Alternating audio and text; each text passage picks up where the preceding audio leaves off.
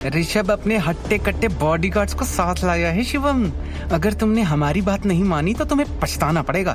समझने की कोशिश करो, तुम्हारी सास तुम्हारी भलाई के लिए ये सब कर रही है, सिमी ने ठंडे स्वर में कहा। शिवम ने उसकी ओर देखा और मुस्कुराकर कहा मेरे भले के लिए। मैं तुम्हें केवल 1 मिनट दूंगा शिवम।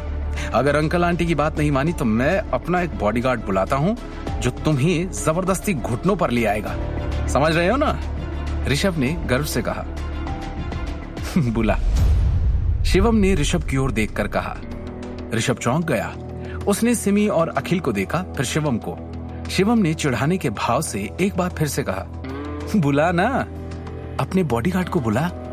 ऋषभ ने शिवम को घूर के देखा। इतना अभिमान कैसे है इस बेकार आदमी में?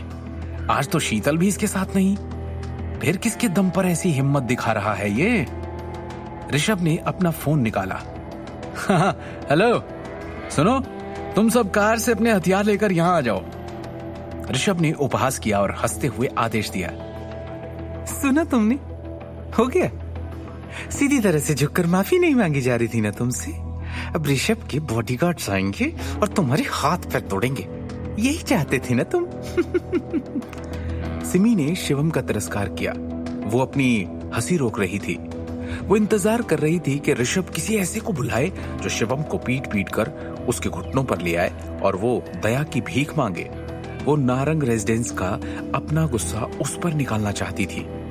वो चाहती थी कि शिवम उसकी पहचान और ताकत को जाने। वो जिंदा रहने के लिए केवल शीतल कुमार पर निर्भर था।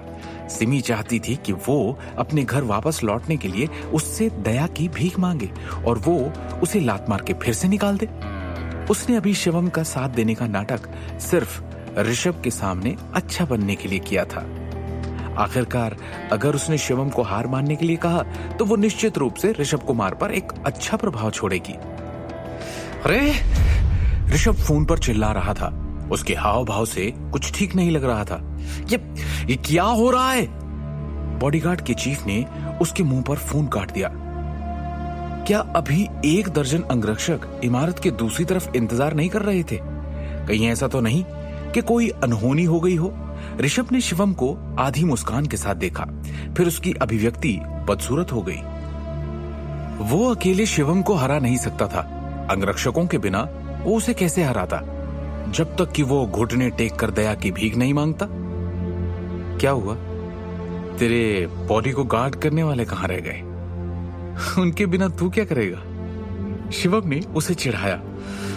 मेरे बॉडीगार्ड इमारत के दूसरी तरफ इंतजार कर रहे हैं। ऋषभ ने खुद को संभाला और कहा, तू जुबान संभाल ले। अभी जितनी चलेगी ना, बाद में तो उतना रोएगा। शिवम, तुम सच में अपनी मौत चाहते हो? ऋषभ कुमार के सामने किस बूते पर अभिमान कर रहे हो तुम? सिमी ने ठंड से कहा और ऋषभ की बोलने में मदद की। मैंने खुद इसे अभी अंगरक्षकों की एक टीम लाते हुए देखा है। वो सच में इमारत के दूसरी तरफ इंतजार कर रहे हैं। क्या तुम चाहते हो कि वो तुम्हें मारकर घुटनों पर ले आए? ऋषभ शिवम को घूरते हुए फोन कर रहा था। वो अपनी गति से शिवम को डराने की कोशिश कर रहा था। शिवम के चेहरे पर कोई भाव नहीं था। उसने ऋषभ को ठंड से देखा और कहा, अपने घुटनों पर बैठ जा। शिवम की आंखों का तेज देखकर ऋषभ डर गया था। उसने अपना सिर वापस सिकोड़ लिया और वो बहुत घबराहट महसूस कर रहा था। पिछली बार शिवम ने जो उसके सर को कुचला था, वो उसे आज भी अच्छी तरह याद था। तू मुझे डराने की कोशिश कर रहा है? तू छाती चौड़ी करके तब मेरे सामने आया था जब शीतल तेरे साथ थी। उसके बाद से मैं ढूंढ रहा हूं तुझे। कौन सा बिल में छुपा था जो तुम मिला नहीं? हाँ? ऋषभ ने खुद को संभाला और ठंडे स्वर से धमकी देने की कोशिश की। अच्छा होगा मेरी बात मान ले और माफी मांग ले मुझसे। मेरे बॉडीगार्ड्स आते ही होंगे। ऋषभ के अनुसार शिवम की आंखें डरावनी जरूर थी, पर था तो वो सिर्फ कचरे का टुकड़ा ही जो केवल शीतल कुमार के दम पर उछलना जानता था। नहीं तो कुछ दिन पहले वो ऋषभ से छिपा क्यों? क्या इसलिए नहीं कि वो ऋषभ से डर गया था? अभी तो वो सिर्फ बहादुर होने की एक्टिंग कर रहा था। शिवम का ऋषभ की ओर एक एक कदम बढ़ता जा रहा था। उसका चेहरा अब भी भावहीन था। तू चाहता क्या है? ऋषभ ने बॉडीगार्ड चीफ का नंबर डायल करते हुए पूछा। एक बीप के साथ फोन बज उठा। बॉडीगार्ड्स, 1 सेकंड में यहां पहुंचो, मैं यहीं खड़ा हूं, ऋषभ ने अहंकार से कहा।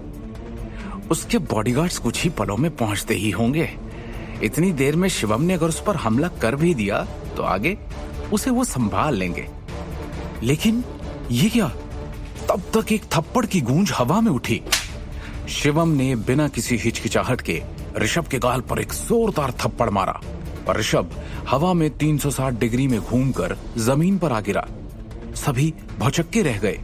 आगे की कहानी जानने के लिए देखिए अगला एपिसोड सिर्फ पॉकेट एफएम के यूट्यूब चैनल पर और शिवम द हिडन वॉरियर के सारे एपिसोड्स को सुनने के लिए डिस्क्रिप्शन में दी लिंक से डाउनलोड करें पॉकेट एफएम ऐप।